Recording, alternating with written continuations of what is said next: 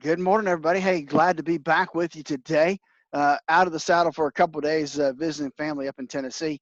So glad to be back with you. Yesterday, record-setting day again on Wall Street when it comes to at least the S&P 500 and the Nasdaq. And Dave and I will talk to them about that in a little bit. Hey, there's been some profit taking coming up today. We'll talk about. And then, hey, folks, if you are 5 years out from retirement, I can't tell you how important it is to make sure you know how much risk you have in your current portfolio. And I'm betting that most of you don't.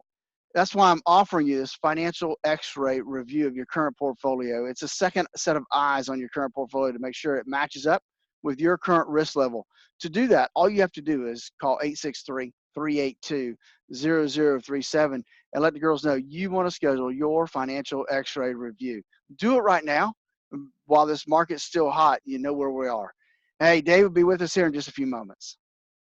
Foggy, greasy. There's an accident down on 66 just west of 27. I get word from the sheriff's department is that overturned semi down there that's pretty much blocking traffic in every direction you could think of. If I were you, I would use Sparta Road to head in. Cut you off at the section of Highway 66 that's getting messed up by the accident. They're working on cleaning it up now. We have no details beyond the fact that traffic is El Stinko at the moment. That much we do know, all right?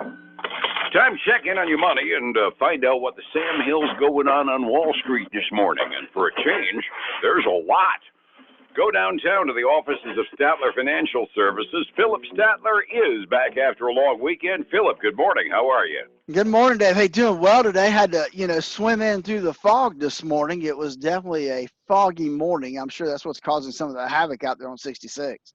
I was going to say more than I know, but you got to put two and two together and assume the fog contributed to that. I always look at it in measurement for how bad the fog is. I can't even tell there's an auto parts store across the street from us, let alone figure out what it is. That's thick fog out there today. Yeah, it is. It is. So please, folks, be careful as you're driving into work. Absolutely.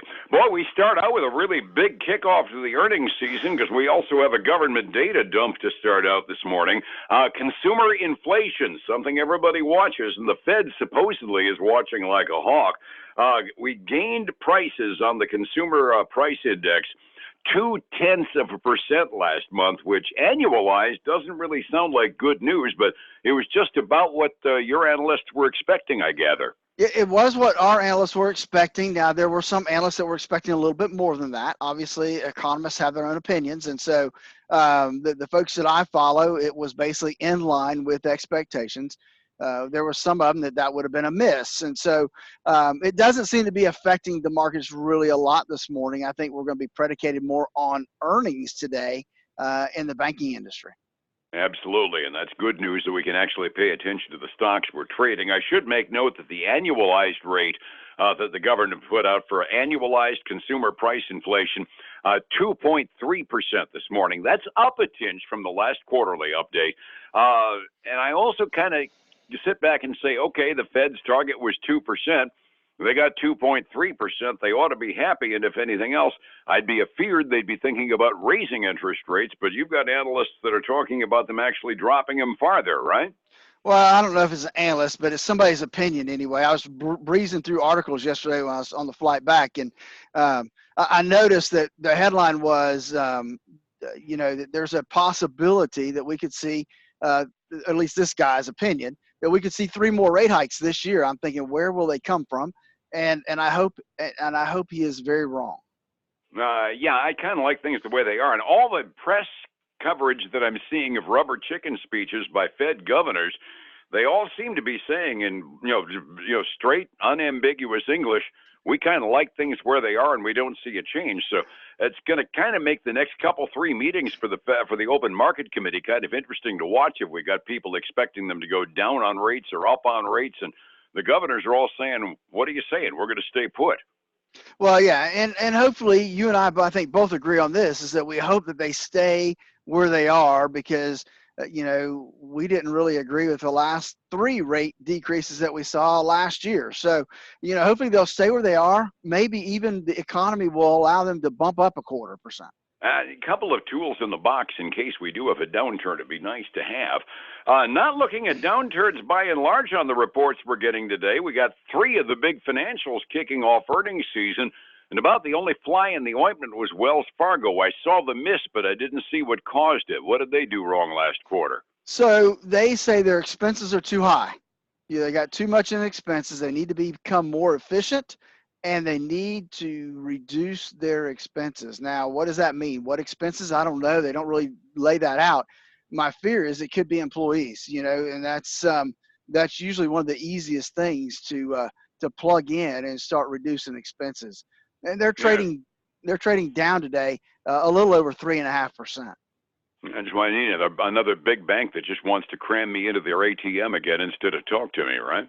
Exactly, and I think we're seeing that across the board in a lot of the big banks. No, I hear you. The other financials that you got, though, for the most part, had some good news for us, I gather. They did. We had both Citigroup and JP Morgan come in. Citigroup beat by 6 cents a share. Revenue came in ahead of what was forecasted. They're citing that their consumer business did well, and they had strong fixed income performance in terms of trading, and so that was some good things for them. They're up 60 cents, which is about 0.7% this morning. The big winner, though, has been JP Morgan. JP Morgan beat by over 20 cents a share. Revenue was well above forecast. And theirs, they can trace back to their fixed income trading, a big, strong fixed income trading desk this last quarter. And they're trading up almost 1% before we get started today.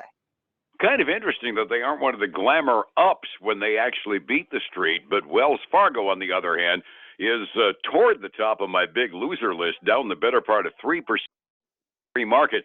We're penalizing them for missing, but we aren't rewarding them half as much for gaining as we'd expect.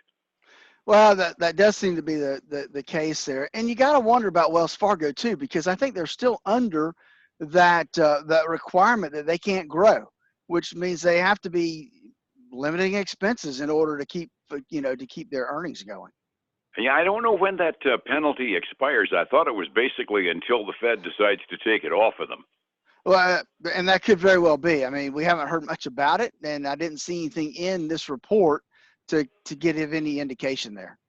Understood. I was saying yesterday while we were kind of previewing the week that pretty much by the end of this week, we're going to have a full color picture of the financial markets because virtually all the big name banks that we recognize in household words are going to be coming out this week. What are we expecting to see this week in terms of general earnings reports? All financials or some other big names as well?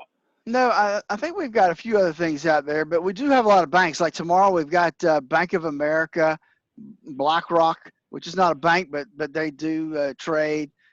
So a lot of different banks coming in tomorrow.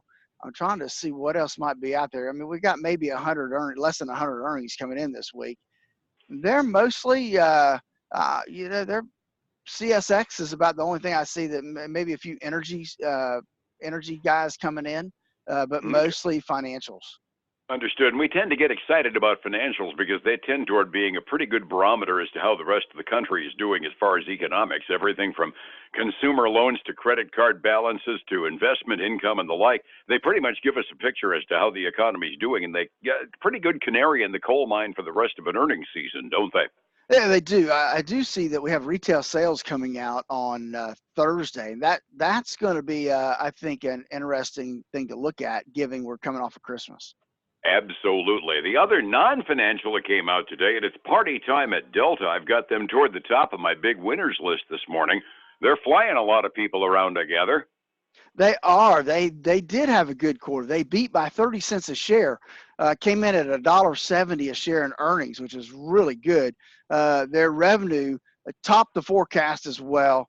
They've been able to really decommoditize its business, which is a good thing when it comes to selling airline seats. So they had a really good quarter. They're trading up today a little over 3.7%. Now, which in the case of a big company like that is a really nice increase. Setting the table for the morning just so that we can get everybody on the same page. Monday's action was decidedly green. It wasn't a barn burner day, but it was enough to set some new records. Dow ended up at 28,907. That was up 83 points yesterday. NASDAQ gained a full percent. It was a barn burner day there. They were up 95 points. Merritt's mentioning that NASDAQ is now bumping its nose on 9,300, which is utterly amazing. Standard & Poor's up 22 3/4. That was 0.7%, up to 3288 to start our morning out. We were kind of talking before we went on the air, Phillip. It doesn't look like the number of good reports that we've got looking at the indexes. I think some big money is taking some profit and waiting to see what they ought to be buying. Are you guessing the same? Well, I think so, Dave. We are seeing that the indexes are kind of floating back and forth right now. The Dow's definitely up $21. The S&P 500's basically red, less than $1. Nasdaq's green, less than 25 cents right now. So not much on that front at all. We've got the other thing we have is, man, I just lost my screen, Dave. That happens every now and then. I lost. Let's see if I can find gold here. I've got the commodities here. I can fill those in. Gold is showing. Okay, gold is showing down by about 0.5% from yesterday, but it's holding above 1,500, 1544.40 an ounce. I don't get silver, but I do get crude oil. And I was going into party time yesterday because it was under $59 a barrel. It shows a 1% increase from last night, but it's still a little down from where we were yesterday at $58.70 a barrel this morning. Evidently, a lack of tension in the Middle East kind of helps our price of oil, doesn't it? It does. It was interesting. I didn't get a chance to really dig down into the article, but one thing I saw, the headline said, we could expect over the next several years oil to go back down to 40.